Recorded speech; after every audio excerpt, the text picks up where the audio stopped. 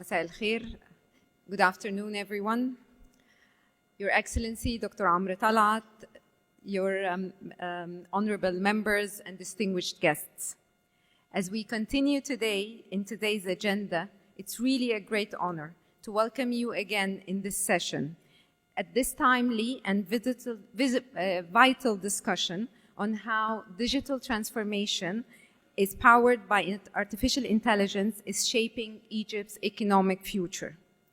I would like to take this moment to reflect on the efforts of His Excellency Dr. Amr, who has been at the forefront of Egypt's digital transformation journey. The Ministry, Dr. Amr, of Communication and Information Technology definitely has championed a national transformation agenda that is modernizing infrastructure, fostering innovation, and building skills for tomorrow's workforce. Your Excellency, your commitment to expanding digital access, investing in AI, your commitment as well in nurturing Egypt's vibrant tech ecosystem is not only enhancing government and business operations, but is also positioning Egypt as a regional hub for digital excellence. Under Your Excellency's leadership, Egypt has made significant accomplishments in deploying advanced digital platforms for public services, introducing the Digital Egypt Initiative, supporting tech startups, and attracting international investments in ICT. Your efforts are laying the foundation of an inclusive, innovative-driven economy that places Egypt at the cutting edge of the global digital trends. The United States and Egypt have shared interest in the transformative power of technology, whether through strategic partnerships in artificial intelligence, cybersecurity, digital skilling, or infrastructure development. Our collaboration continues to grow stronger. That said, we at AmCham stand ready to support this partnership, to amplify opportunities of both US and Egyptian companies, to contribute to a smarter, more connected future. Today's panel brings together an esteemed group of thought leaders in tech and policy, whose perspectives will further enrich this important conversation. We thank each of them for their presence and their leadership in advancing digital transformation both in Egypt and globally. It is with great pleasure, respect, and appreciation that I now invite His Excellency Dr. Amr طلعت, Minister of ICT in Egypt, to share his insights on how AI can accelerate Egypt's economic growth and digital future. Please join me in thanking him to the stage.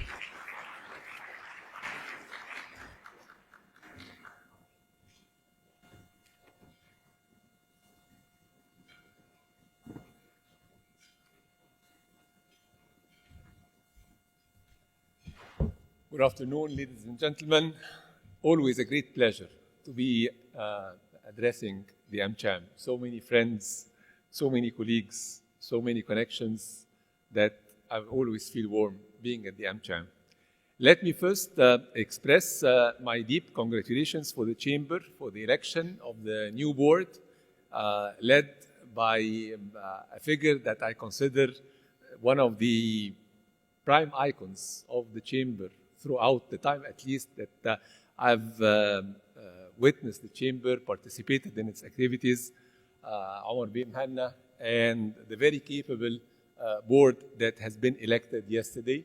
I wish them great success. I'm sure that they'll build on another great board led by my dear friend Tariq B. Tawfiq, who has for 2 rounds done great contributions to the Chamber that I am proud to have served during my time in the private sector.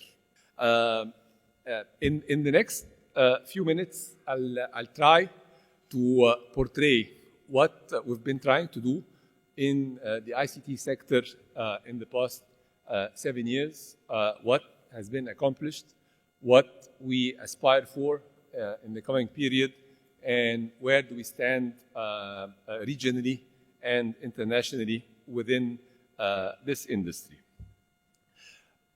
We started by laying out a strategy back then, and it was a simple strategy. We just thought, what would our citizens be expecting out of the ICT sector in the digital world? Egyptian citizens should expect to access government services and their entitlements digitally. They should be able to attain digital skills, and they should be able to acquire jobs in a market that is dominated by technology. So we decided to build Digital Egypt along these 3 pillars. And digital is not just the description.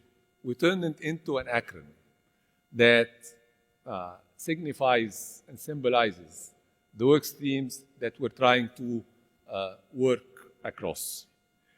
So D is for digital public services. We started by uniting more than 120 government databases in order to form a digital identity for each and every citizen within Egypt. And then we built a platform that we keep adding government services to as we go. As we speak now, we have 180 government services being rendered A to Z, fully automated on the platform. The next step is to restrict rendering these services to the digital platform in order to offload government agencies and offices from people accessing these offices in order to receive their entitlements or services. Also, the design of the platform was our endeavor to cover the entire spectrum of our citizens. So for people who are IT savvy and can access the platform directly, well and good. For people who are not yet willing to deal directly with technology, we have the postal organization that we keep expanding its footprint and renovating and automating their offices in order to act as a citizen agent for citizens who would prefer to deal with the technology through the postal organization.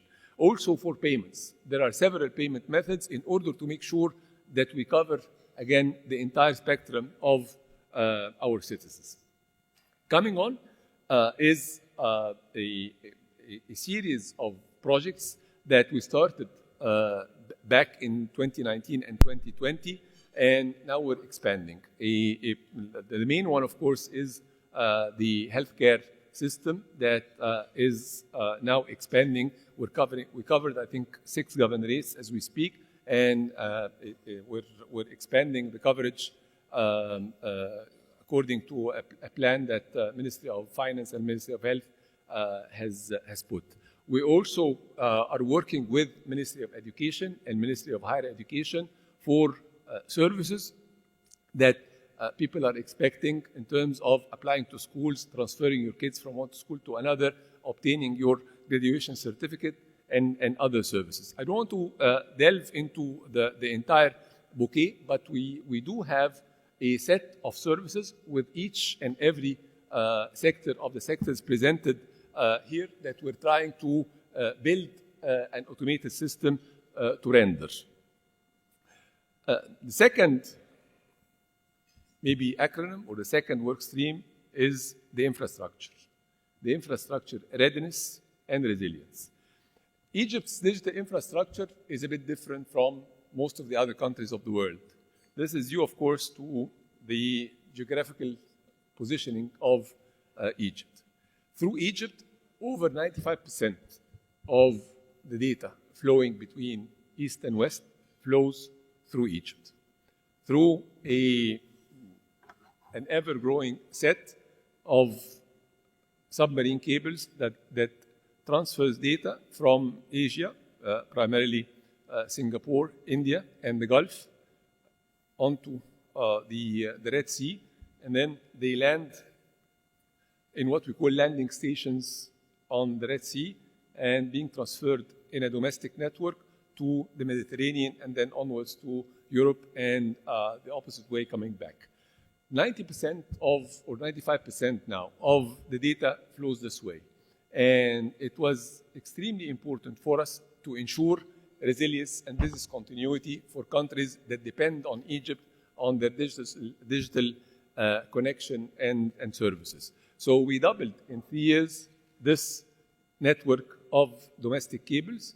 We doubled also the landing stations on both shores of the Mediterranean and the Red Sea in order to ensure business continuity and resilience. Of course, this is one of the main foreign currency income sources for our sector. So we built over 6,000 kilometers of cables. Amongst is the shortest route between the east and west in the world, what we call the Golden Route, that is parallel to the Suez Canal. For the domestic network, I believe substantial investments have been flowing into the network, whether the fixed broadband or the mobile. For the fixed broadband, over $2.5 billion have been invested in the past few years. The fixed broadband speed of Egypt increased 13 times during that period. More importantly is the expansion of our mesh, our network, and turning it into a fiber optic network. Now we have 12.7 million households connected through Decent Life Project, Haya Karima. We're connecting 60 million people living in around 10 million households in the coming 4 to 5 years, according to the plan of Haya Karima. Similarly, a similar amount has been invested in the mobile. Around $2.7 billion have been invested by mobile operators in additional spectrum, in doubling the number of towers that we erect every year. We used to erect around 1,000 to 1,200 towers every year. Now we are at 3,000 annually. The plan is to reach by 2028 the international standards of a tower for every 2,500 of our population. So we're en route to the international norms. Inshallah, maybe by 2027 or 2028 at best, we get there. Moving to the third acronym, government commitment and transparency. And I believe this is very, very important, especially while we're talking about to international community, what we're doing in this respect. We're trying to forge a comprehensive and flexible set of a legislative framework that covers various activities within our sector. We started back in 2018 by the anti-cybercrime law, followed by the personal data protection law. Cloud first policy was promulgated in 2024. The national AI strategy, and I'll come back to that with a bit of detail in a minute. The phase one or chapter one of our AI strategy was released in 2019 and chapter two in 2025. Now we're working on several important bills. First is the data exchange, whether between government organizations or government and private sector. As we all know, data is the bloodline of AI. And we have a plan to facilitate obtaining data while making sure that the privacy is protected. So we're trying to strike a balance between protecting the privacy of the data and availing the data at the meantime. we're studying what other countries has done. Maybe the EU has taken the lead in promulgating an AI Act that we're carefully studying the application of the law and how it's going. Other countries are still following, so we are also studying what to do. Maybe we're not in a rush to work on a special act for AI, but we believe the current set of legislations do cover what is necessary in order for AI to progress in our country. Should the need arise for such legislation, of course, will be ready to work on it. I for innovation and entrepreneurship. We started back in 2019 thinking, how can we encourage and help our entrepreneurs? How can we forge an ecosystem that's conducive for innovation? And we thought every entrepreneur needs training, whether business training or technical training, needs interaction with leading technology companies in order to train on their technology. That is always a platform for the solutions that the entrepreneurs build. And they need incubation. They need matchmaking with angel investors. So we thought the best way to help them in all these activities is to set a center, an incubator in each and every governorate in Egypt that would receive entrepreneurs and start offering these activities to our entrepreneurs across the country. Now we're at 24 centers in 20 cities. Inshallah, by the end of this year, we finish the remaining 3 to have a Creativa center in each and every governorate within Egypt. T for tech talent, and this is the core of the strategy.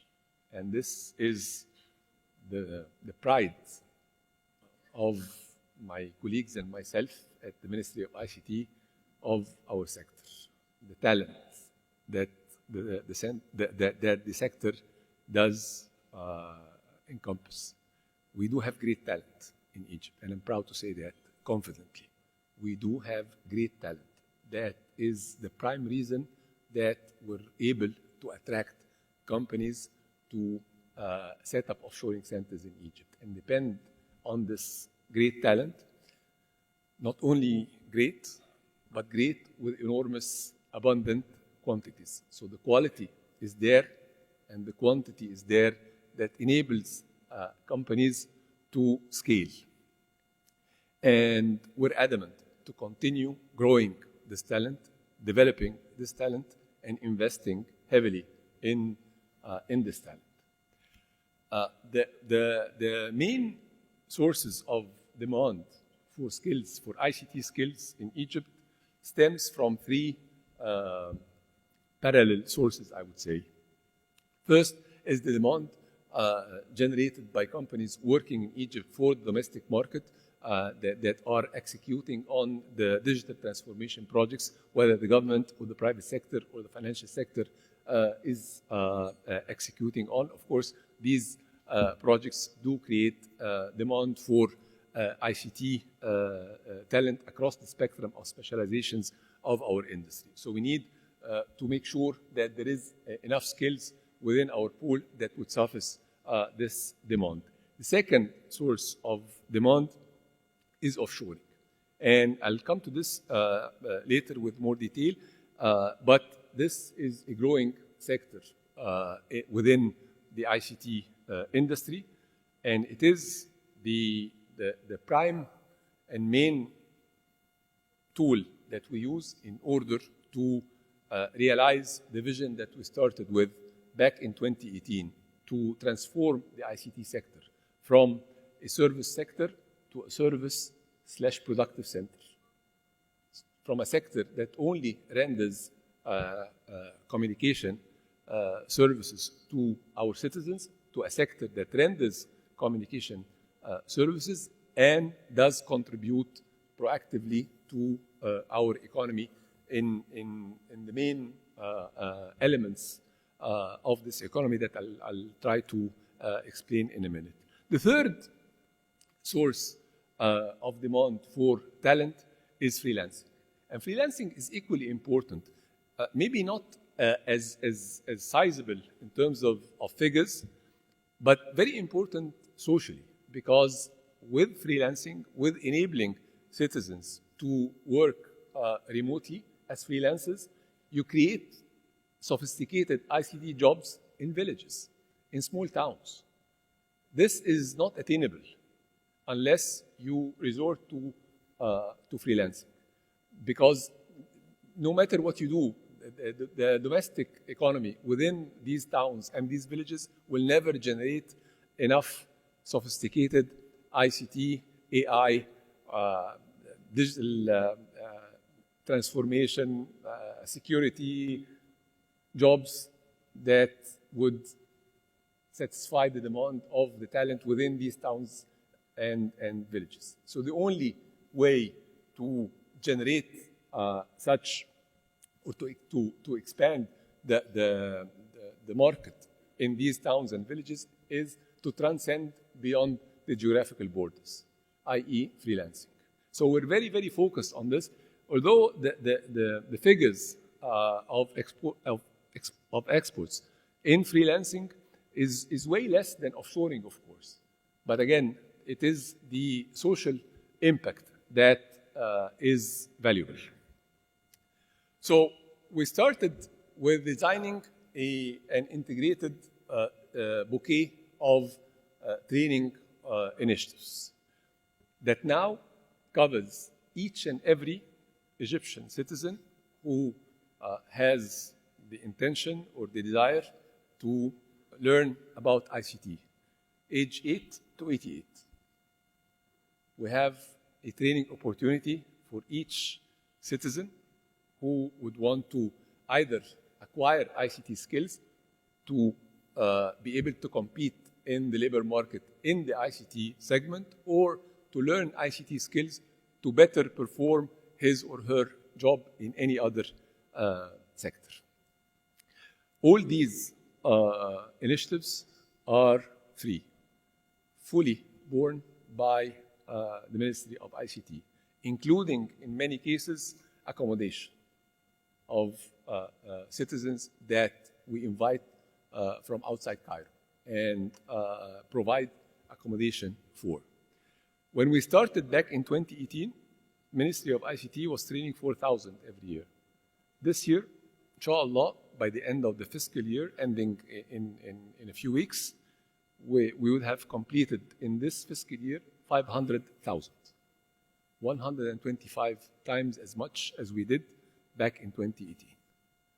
And we're continuing next year, inshallah, with even a bigger number and a larger portfolio of specializations. Some initiatives that we've started that I would like very much to share with you. One that we call We Schools. The idea of We Schools is to transform the perception, the negative perception of technicians in the Egyptian society and the Egyptian community, to be able to graduate a new generation of well-trained, well-educated technicians. We started with one school that starts year 10 to 12 in Cairo. It had tremendous success. We only received top-notch students who graduated from preparatory stage with 90% or more. So we had one school to begin with. It was a great success. We kept adding one in each governorate. Now we are at 19. Inshallah, next year we add 8 more to reach again the vision we had at the beginning, one school in every governorate. On the other side of the spectrum is the first specialized ICT university in Africa that we started again back in 2019. The vision was to create a new generation with a different skill set to enrich the ICT sector with skills at a world-class level. So we wanted to start a university, and this was a challenge, to start a university that from day one is reputable, only accepts top-notch students, and has a solid reputation. Liaising with the universities that are on the screen, Purdue, Minnesota, and Ottawa, wasn't easy because these are very, very distinguished universities. Purdue is number 6 in the United States, and these universities are extremely hesitant to connect to a university that was only a few months old. But again, alhamdulillah, we were able to strike agreements with the 3 universities for a dual degree arrangement. So now our students study for 3 years at Egyptian University of Informatics, EUI, and then the 4th year they travel to one of the 3 universities and then earn a dual degree in computer science, computer engineering, business informatics, or digital arts. One of the 4 disciplines are most coveted now in our industry. Next comes I. And of course, what would I stand for other than AI? So AI and emerging tech is a pillar that, of course, we're always busy working on. We started back in 2019 our first strategy for AI, and we worked on it for years 2019 to 2024, and then early this year we launched the chapter 2, as I said at the beginning of our strategy. Maybe I start with chapter 2 and then touch upon chapter 1 later. Chapter 2 stands on 6 parallel work streams that we're trying to work on. Data, as I tried to explain before, we all know data is the bloodline of AI. We need to make sure that data is available not only for government, but also for private sector companies operating in AI. Skills, more and more skills, well-trained in AI, that would suffice the demand not only of government organizations now hiring AI experts, but equally important, private sector as well, taking into consideration that many of the countries in the region, whether in Europe or the Middle East and the Gulf, do depend on Egyptian skills to perform projects in their countries. We're happy with that. We know that a portion of our graduates is going to travel to these countries or work as freelancers or work in offshoring centers in Egypt for these countries. So we need to make sure that this is taken into account in the numbers we train every year. Third work stream is the applications, making sure that we leverage the technology and benefit from the merits of this technology in order to embrace challenges that our society does confront in healthcare, in environment, agriculture, water management, and others. And I'll come to some of them in a bit. Infrastructure, competition and infrastructure. And we all know the challenges that all countries now are facing in acquiring digital infrastructure and computational resources pertinent to AI. The design of the demand for AI computational infrastructure that we just accomplished does not only take into account the government demands for such resources, but equally important, the private sector, because the intent is to avail the computational resources, the AI computational resources, to the entrepreneurs and the startups and the SMEs operating in AI. We know that it's not easy for them to acquire such resources on their own. It is our commitment for them to assist in this respect. Governance, and all countries are busy with governing the AI realm. And as I said, we're trying to strike a balance. We don't want to restrict the access to data so heavily that it becomes an impediment to the advancement of innovation in AI, and we cannot compromise on the privacy and protecting the privacy of our citizens. So again, we're trying to strike a balance that would cover the best of the two worlds. And then a legislative ecosystem to govern the entire industry. We started, as I said, back in 2019, and for chapter 1 of our strategy, we had 3 work streams to work on. First, it was the inception, if I may call it, of this industry as we know it today. Of course, AI is not a new science, and even old people like me did study it back in university 40 years back. But the advancement of the computation and the resources that is available in today's world is what made AI more of a practical science rather than a theoretical one.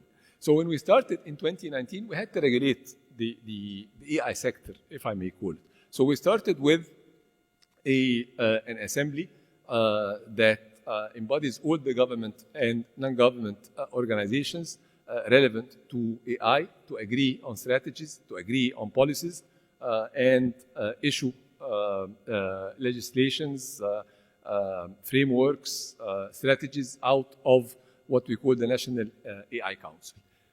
Within MCIT, we established an R&D center for what we call applied innovation. And the reason we called it Applied Innovation Center is the vision behind it. We're not an academical organization, and we're not responsible for abstract research. We're more into R&D that would have an impact on our society, a developmental societal impact, which is the prime KPI for all our work. What is the impact? How will this help our society? And the AI is no exception to that. The AIC, the Applied Innovation Center, worked through the past few years in developing several very important solutions in healthcare, in what we call image processing, the early diagnosis of some of the most prevalent diseases in our country, like breast cancer and other. Also, satellite image recognition in order to help the Ministry of Agriculture draw a crop map each and every agricultural season, know what is being planted, and hence can forecast demand for crops, demand for water, and other things. Also, we've worked on natural language processing for Arabic, and this is very important. And my colleagues, and I'm proud to say that, has been able to achieve 95.5% accuracy in Arabic to English recognition. This is the highest in the world. In the world. And I'm very proud of that. It's not easy. It took very, very hard work from my colleagues in the center in order to achieve this great result. Other engines known in other parts of the world maybe stand at best at around 85, 86% accuracy. We're at 95.5%. Where do we use this? In many government organizations where there is an engine now that turns speech to text, and hence minutes of meetings are recorded automatically. Second phase is to be able to generate the decisions taken in the meetings also automatically.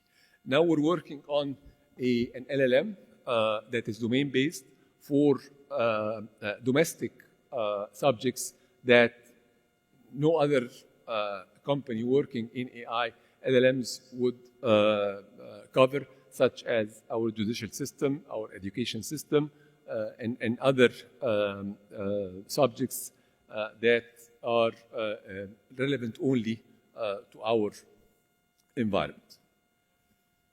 L for local and global partnerships. And maybe an important and very brief intro to this section is a core belief in the ICT sector that is long-standing. We, my team and I, did not invent it. We just pursue it like our predecessors did. The full partnership with the private sector. We believe in the ICT sector in this partnership. And we believe that our role as government is to design, is to regulate, is to assist, but is not to execute on projects. This is always left to the private sector. So this philosophy has been laid out at the inception of this sector. Of course, we're a new sector where our ministry is only 25 years old. So when our predecessors, the pioneers of the industry, started it back in the 90s, they laid this core philosophy.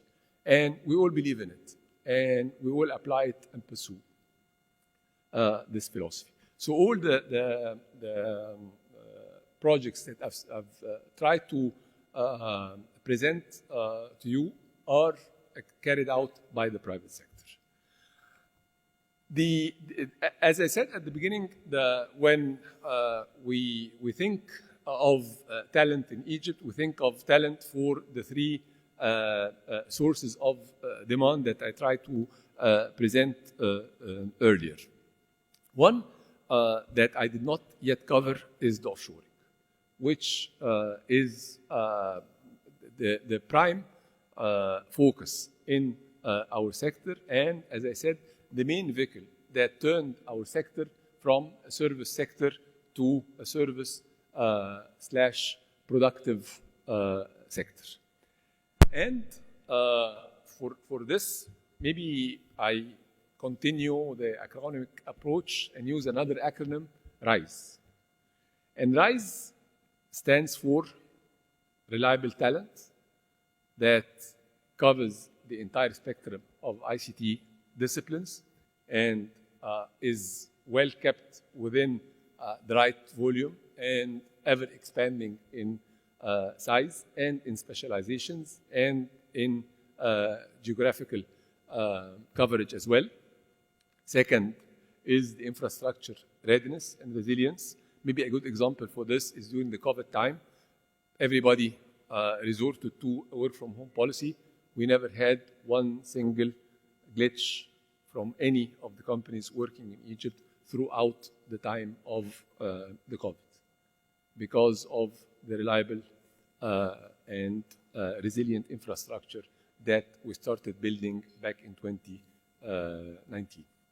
Third is the strategic location and proximity, not only in geographical terms, but also in culture. We're very, very close to our neighbors in Africa, to our neighbors in the Gulf and Arab countries, and we're very close to Europe, 2 or 3 hours flight to almost anywhere in Europe, and of course the same time zone, which does help in offshoring and working with these countries. And fourth is the efficient cost structure, the competitive cost of our skilled labor. So RISE is the simple answer to why we've been fortunate in achieving results in offshoring. When we started the expansion of the talent pool back in 2019, by 2021, it was apparent to the multinational companies working in Egypt or observing Egypt. And then we had 64 companies offshoring out of Egypt. We finished 2024 with 180 companies who established 200 centers. So we tripled in 3 years. We have now companies from across the globe offshoring out of Egypt. We have 59 centers set up by domestic Egyptian companies exporting to other countries, and the rest of the 200 are centers that belong to multinationals also offshoring out of Egypt and leveraging the skill pool. These are only a few examples of these centers and that maybe demonstrate the diversity in terms of nationalities and also in terms of activities and consequently the value pertaining to the activities being performed in these centers. Cost comparison, as you can see, Egypt is at $17K for an employee annually. The rest of the countries demonstrated here shows the variance in cost for a fixed time employee annually. It is ongoing. We have 60,000 new professionals committed to be hired in the next 3 years, inshallah. News of more companies keep flowing in. Earlier this year, Concentrix signed an MOU committing to increase their center from 19,000 to 35,000, inshallah. When this happens in 2028, this will be the largest offshoring center in Middle East and Africa. It will be also the largest multinational company operating in Egypt in terms of number of employees. Relevant to that is manufacturing of mobiles. And I know not everybody is happy with the new system that has been installed back in January this year. The motive behind this was to encourage more and more companies to manufacture mobiles in Egypt and to encourage those who started to continue expanding and investing more. Now we have 9 brands amongst the top brands in the world manufacturing mobiles in Egypt. And they are manufacturing, they're not assembling. And we're vigilant about the value added that is realized in Egypt. It has to be 40% in order to call it a manufacturing plant, not an assembly arrangement. Last year, they produced around 3 million devices for the local market. We have commitments this year from the 9 brands presented here for over 9 million sets throughout 2025, as I said, with 40% value added locally, inshallah. So, what did we achieve across these years? Back to the acronyms. In digital public services, we started in 2018 being in TC by the World Bank for a GovTech Maturity Index. In 2020, we were escalated to Tier B, and in 2022, we escalated to Tier A, the highest tier in the GovTech Maturity Index. In infrastructure, since 2022, Egypt is the top-ranked country for the fixed broadband average speed. Not only that, we're the second least expensive. So we're the fastest and the second cheapest. And this balance is not easy to strike.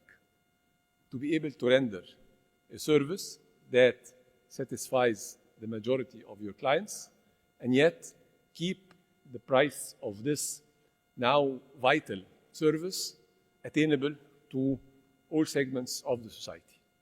And this is the challenge that we keep trying to embrace. Because it is very, very easy to provide outstanding service, but at a price that not maybe everybody can afford. Then, in my humble view, this is not a great success. The success is to keep the service attainable, being such an important and vital service now for every citizen, and to try and improve the quality and the stability and expand the the footprint of the service. Third, the government commitment and transparency. According to the ITU, the ICT regulatory tracker, we are at the advanced category, the highest possible category according to the ITU.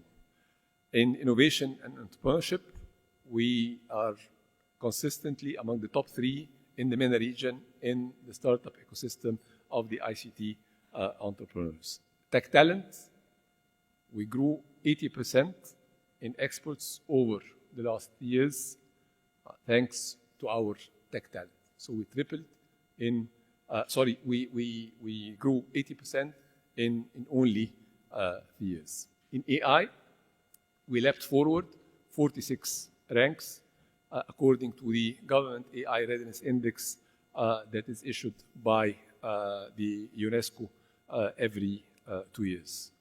And in local and global partnerships, as I said, 180% growth in the number of countries, offshoring out of Egypt since 2021. So, what did we achieve in turning or transforming the ICT sector from merely a service providing sector to a pillar for economic growth? We're consistently, since 2019, the highest growing sector in the country year over year. 16% growth rate year over year. Consequently, our GDP contribution grew from 3.2% back in 2019 to 6% in this fiscal year, about to end in a few weeks. Thank you very much for listening and ready to take questions.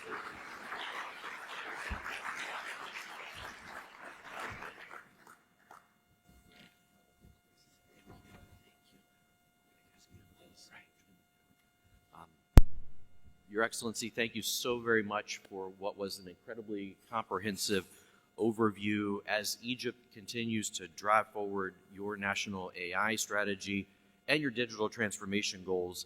You can count on the U.S. Chamber and AmCham Egypt and our companies to continue to play that central role and help to shape the future of AI adoption across the key industries. And we're going to continue this conversation, Your Excellency, and we're really honored to have you join us on this panel, and I'm going to ask our panelists to please come forward. And those panelists are Saad Toma, the CEO of IBM Middle East and Africa, Franz Heimstra, the regional CEO for Middle East and Africa at Uber, Mohammed Asim, Senior Vice President and Country General Manager for Egypt, Iraq, and Lebanon at MasterCard, and Kambez Abdulrahimi, Vice President and Global Head of Government Relations and Public Policy at ServiceNow. So we're going to ask everybody to please take a seat.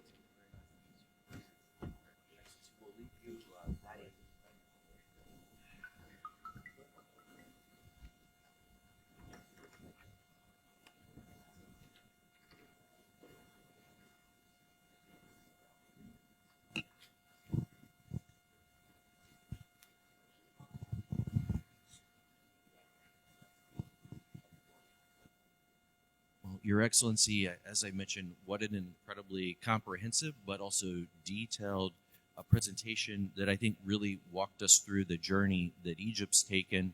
And we know that the journey doesn't end, that you're only just really getting started.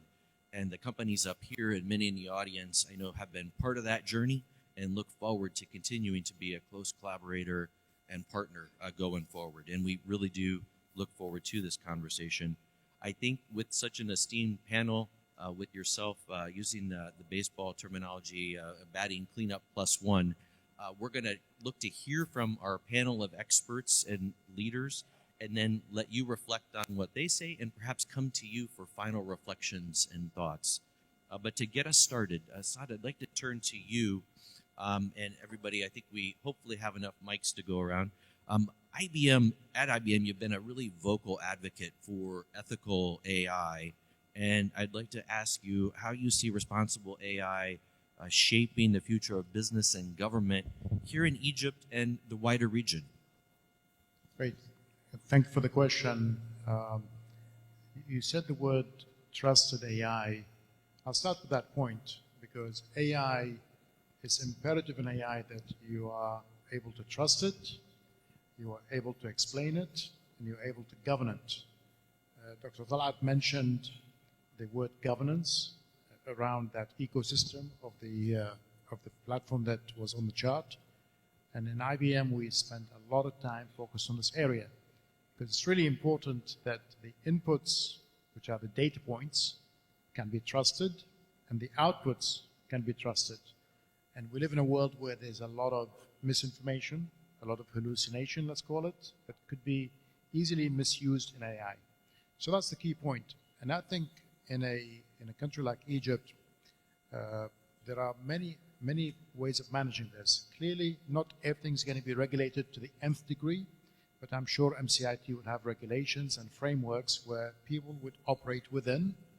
But at the same time, it's going to be the responsibility of specific uses that the companies and governments will have in AI.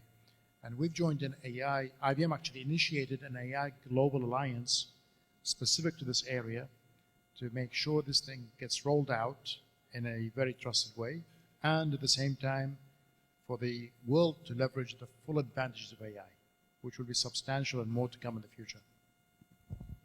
Very interesting, and I want to stick with this thought and come to you, Kambas, on the idea of the ethical, responsible AI, and thank you, Saad. I think everyone can agree trust across all stakeholders, incredibly important. And Kambas, again, sticking with this theme from your global vantage, what are some of the, and Saad mentioned regulatory, what are some of the most perhaps effective policy regulatory frameworks that you think could help accelerate responsible AI adoption, and what might those considerations be for Egypt's leaders to help shape that national AI agenda? Yeah, that's a great question. I think across the globe, right, we've seen many of the successful AI ecosystems that are successful because they're combining trust, transparency, agility, and I think from the minister's presentation, Egypt has already taken a number of critical steps, drafting an AI strategy, investing in infrastructure, and preparing the launch of the Data Protection Center. But I think also the next phase is also crucial in terms of some key lessons and opportunities. One being using a risk-based framework. Not all AI poses equal risk, so regulating based on how AI is used, not just what it is. And then this ensures that innovation isn't stifled, especially for startups and small and medium-sized enterprises.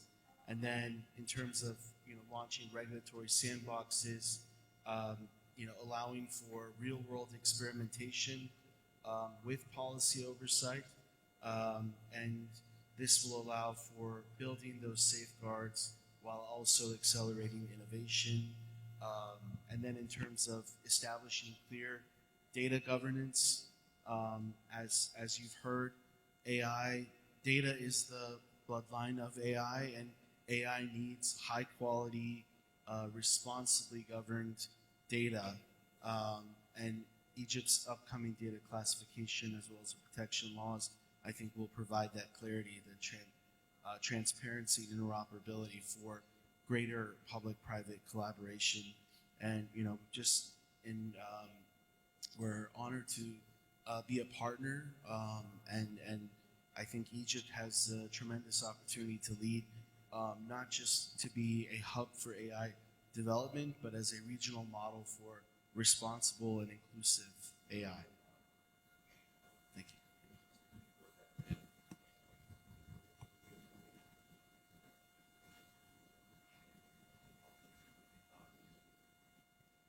Kambas, sorry about that. Thank you for that, and building on Assad's really important point on trust and transparency, perhaps suggesting some granularity on what good regulation and a risk-based framework looks like. Maybe shifting it up a little bit, Franz, coming to you, moving to more of a sectoral advantage point. I'd love to hear from you how you see the future of mobility evolving in Egypt, the broader region, and then important to this conversation, how you see AI playing a role in that evolution. So thank you very much, Steve. So future of mobility, at Uber, we think of it in, I suppose, 4 pillars. First of all, it needs to be shared, it needs to be multimodal, it needs to be electric, and it needs to be autonomous. And in the Egyptian context, we have hit a few of those pillars already. So in terms of shared, I mentioned earlier to President Sisi, we actually have, you can book a seat on a bus through Uber. We have products in some markets where if you're going in a certain direction, you can request and be matched with the rider. So in terms of shared mobility, we've made a ton of progress there. And then from a multimodal perspective, we see the journey not just as the trip from your home to the next point, we see it end to end. So we've managed to get a number of very interesting integrations into the whole fabric of mobility. So picture a integration with rail where you can book your ticket together with your Uber, and then you'll have your Uber waiting on the other side. So a fully integrated multimodal experience is what we're after. We also get different form factors. Egypt, if you're outside, you'll see you can get a two-wheeler motorbike as well to skip the traffic for those that are up for that kind of ride. And then in terms of electric, we've made some very bold,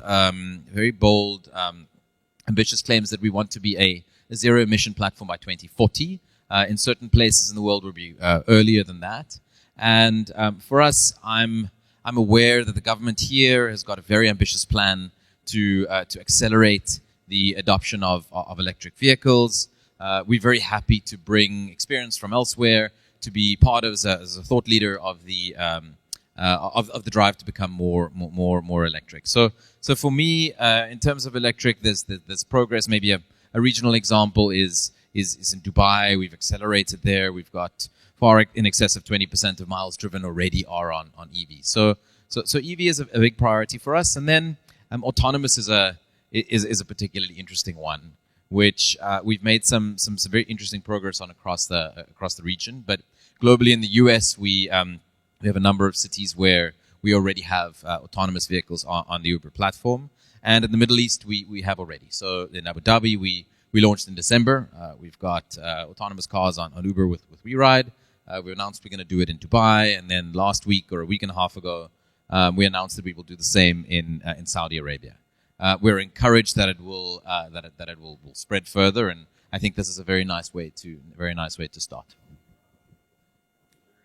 And I think a lot of the infrastructure that His Excellency had mentioned on the back end, when you think about the what Egypt has done and the skills and the talent that His Excellency referenced, I think is probably supporting much of what the public is seeing and taking advantage of and utilizing from Uber. Mohammed, would like to get you into the conversation again. I think looking at it from the experience of MasterCard in your sector, how do you see a country moving from digital adoption to true digital leadership? And really, how can Egypt set that regional benchmark when you look to build that resilient, knowledge-based digital economy? First, thank you, Steve. And I think after the presentation from His Excellency, Dr. Amr Tal'at, it's obvious that the infrastructure requirements is there, that Egypt has a very solid infrastructure when it comes to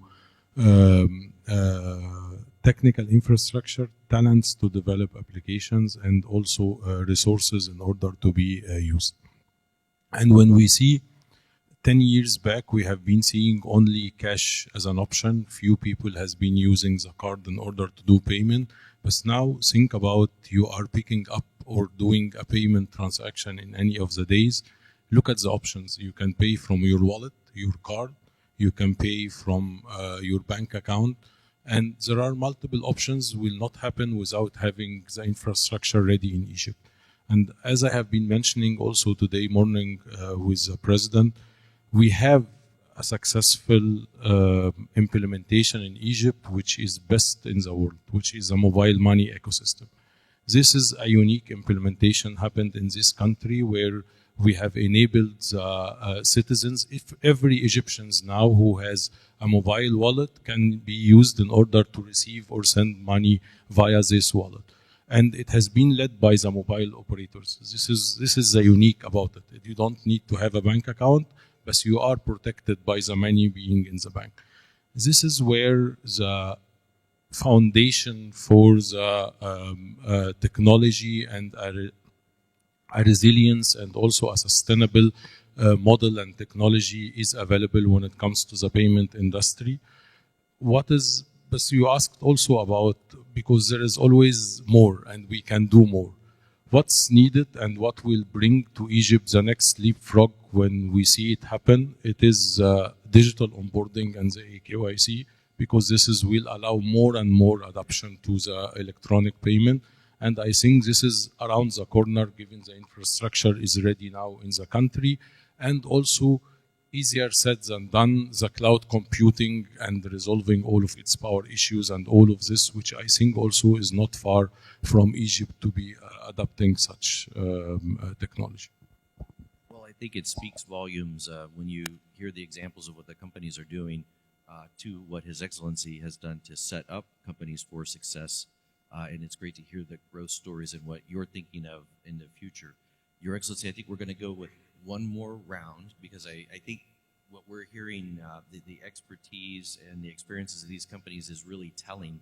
And we, of course, do want to hear your thoughts and your reactions as we come back. But I want to go around again and just draw upon this great panel.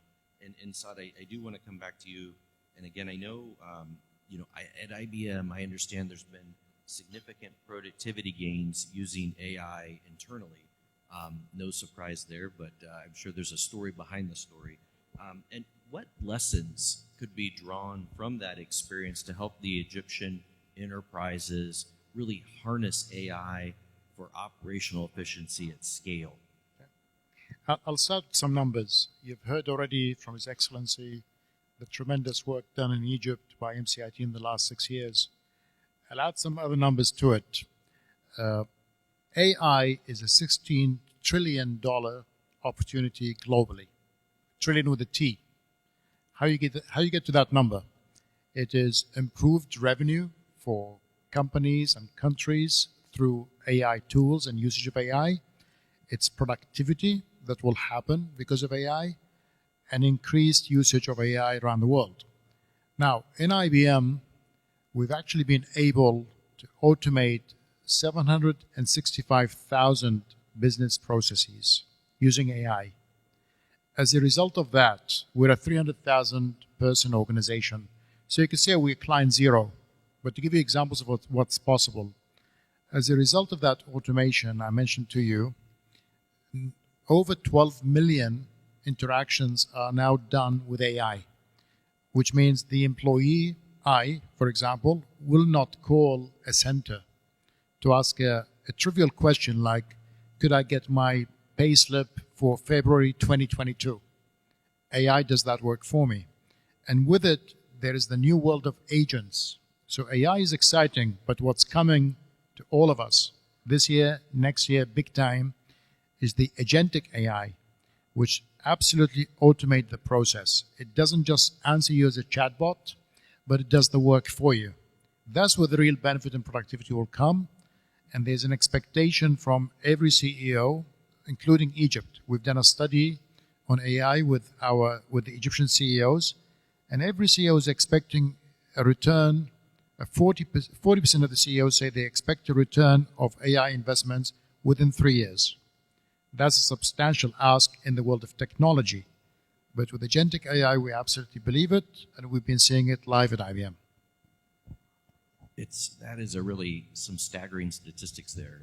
765,000 processes, and I think you hit the nail on the head that the next wave, if you want to call it a wave or whatever analogy, with agentic AI, I think we're just starting to see how amazing it's going to be in terms of productivity gain.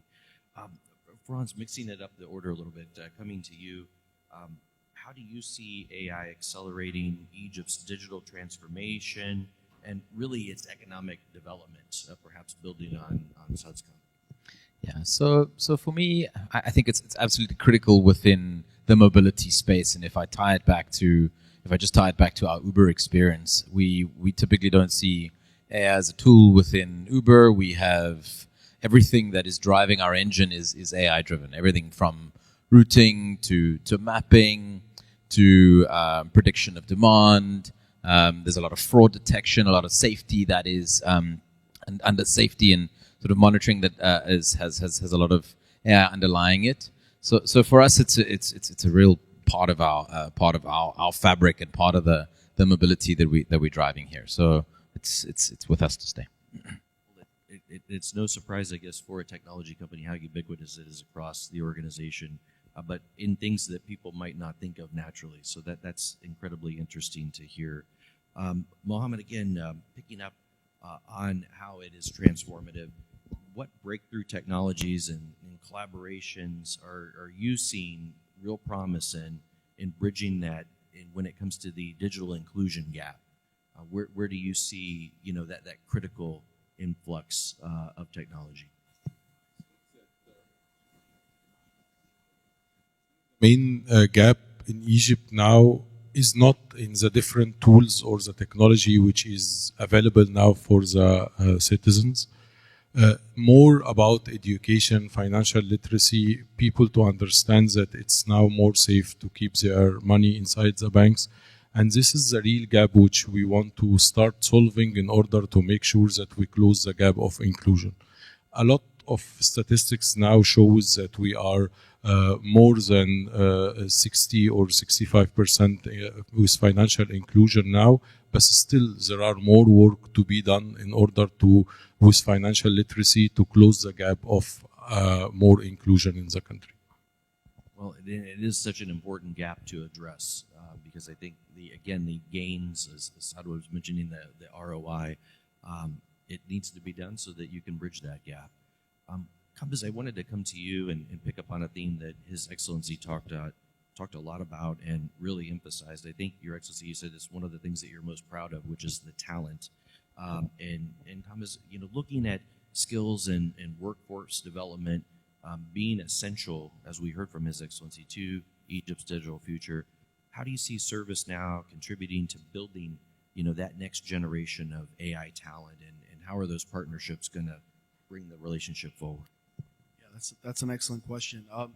By all means, I mean, talent is Egypt's greatest competitive advantage. I have worked in the region extensively. Most of the engineers, some of the smartest people who I've hired are Egyptian, and I'd like to replicate that here as we are expanding our footprint within Egypt.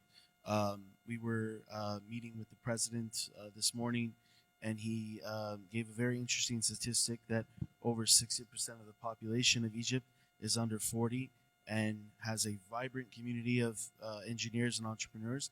So the question isn't whether Egypt can lead, but it's how fast can we equip the people with the tools to do so.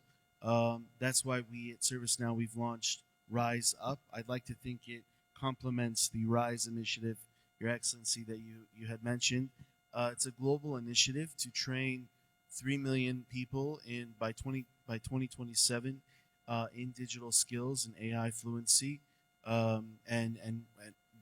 Through this university, we will offer our courses and certifications and provide that training and skilling and reskilling and upskilling to people. And we're very eager to partner with the ministry as well as with Etida and leading academic institutions here in Egypt to this end, because in the end we believe that inclusive digital upskilling is the foundation for economic growth, and we want to stand, and we're ready to invest in Egypt's workforce as a long-term partner.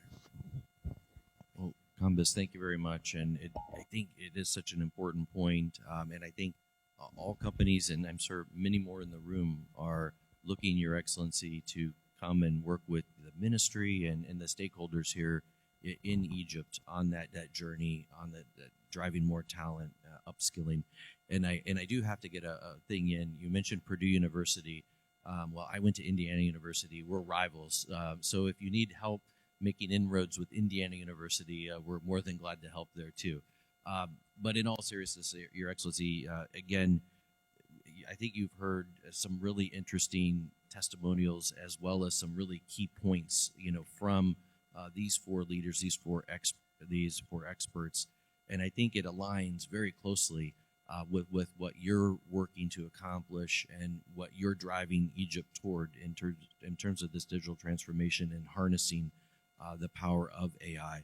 But would love to turn it back to you. You kicked us off, but to come back to you for any reflections on anything that you've heard from the panel, and then also to give you the final word. Well, thank you very much, Steve, and I want to thank the gentlemen for the very, very valuable insights and that demonstrates their deep acumen. I'm delighted to see that we see eye to eye in terms of the vitality of the skill pool and its continuous growth, the importance of an efficient and agile legislative framework, the infrastructure, and the pivotal role it does play as an enabler, and of course AI as now the ever growing role of AI, whether traditional AI, if I may call it, or generative AI, or now agentic AI, like my dear friend Saad has explained. So the vision is aligned, and I'm very delighted to observe this. We continue our work together in the growth of not only AI, but the entire new set of technologies. We also need to remain vigilant on the risks that adopting and exploiting such technologies may generate. Nothing comes without risk, and we need to ensure that these risks are always well under control and mitigated. So I thank very much the panel. I thank you, and of course, all due respect to the audience for this very, very productive session. Thank you. Well, Your Excellency, thank you very much. And I'm going to ask for a round of applause for Saad from IBM, Mohammed from MasterCard, Franz from Uber, Hamid from ServiceNow, and of course, His Excellency, Dr. Amr Talat. Thank you for the really great conversation. And if I may, before this panel adjourns, I want to invite to the podium a stranger to no one, a friend to all, Sylvia Manassa, who has a very special announcement by AmCham Egypt regarding a new initiative of the AmCham with respect to AI.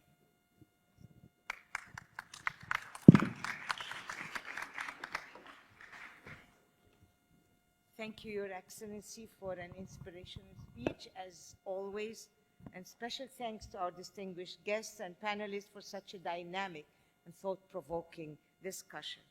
So we've just heard valuable insights on how AI is already reshaping sectors across Egypt and the region. What's clear from this conversation and from the minister's powerful keynote is that we are at a defining moment for Egypt's digital future. It's in this spirit that I am honored on behalf of the AmCham Digital Transformation Committee, and to end this memorable day is to announce the launch of the Egypt AI Initiative, a new ambitious partnership between AmCham member companies, the US business community, and the Ministry of Communications and Information Technology. Thank you, Your Excellency. Special thanks goes to the leadership of the committee for their relentless efforts and their commitment to drive this initiative forward.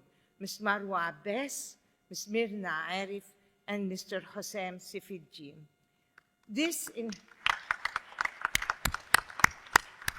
I have to say that the Digital Transformation Committee was founded and led by His Excellency Amr Talat. And now, so we are following. It was my his honor legacy. to serve in this Thank great you. distinguished group of experts. Your remarkable contribution for AmCham live forever and ever. Thank you. So this initiative will seek to unleash technological innovation, empower entrepreneurship, and build a future-ready economy. Together with MCIT and other government stakeholders, we envision a platform that catalyzes AI development and adoption through 7 core pillars. First, we aim to nurture AI innovation and entrepreneurship by supporting startups and connecting them with investors, mentors, and accelerators. We are also committed to building Egypt's talent pipeline through education, training, and international collaboration. Additionally, the initiative will encourage cross-sector collaboration to develop real-world AI solutions tailored to Egypt's priorities. We will also aim to maintain a strong public-private sector dialogue to ensure alignment with the government's AI strategy. Public awareness will be another key focusing, helping industry and society better understand the benefits and responsibilities that come with AI. Finally, we'll work closely with the government to promote transparent and responsible AI governance. This initiative will be led by a newly established AmCham AI Task Force, comprising subject matter experts from our member companies. The task force will serve as a platform for knowledge sharing and driving tangible action. So on behalf of the Digital Transformation Committee, I want to express our deep gratitude to His Excellency, Minister Amr Talat, and the MCIT team for their invaluable support of this initiative. We will look forward to working closely with all stakeholders to turn this initiative into measurable impact, and we welcome the digital transformation community in Egypt to join this initiative. I would now like to call on the members of the Digital Transformation Committee, the core part of the AI initiative, to come to the stage for a photo op with Minister Talat. And again, we encourage all stakeholders, the US Chamber, to join forces with us to promote further this invaluable initiative. So, Art, may you please join me, representative from each company: Archer, Cisco, Dell, Google, HP, IBM, MCS, Microsoft, Meta, Oracle, Uber, and Visa for a group photo with His Excellency, the launch of the first AI initiative. Thank you.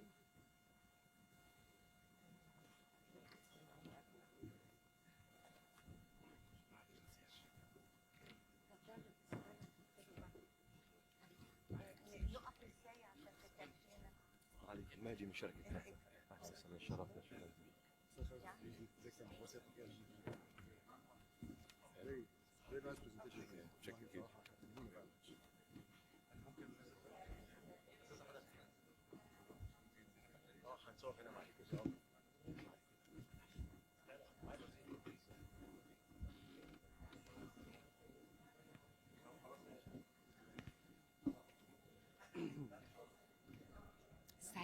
عامل ايه؟ عامل ايه؟ عامل ايه؟ اخبارك ايه؟ Good to have you. Thank you. اتفضل.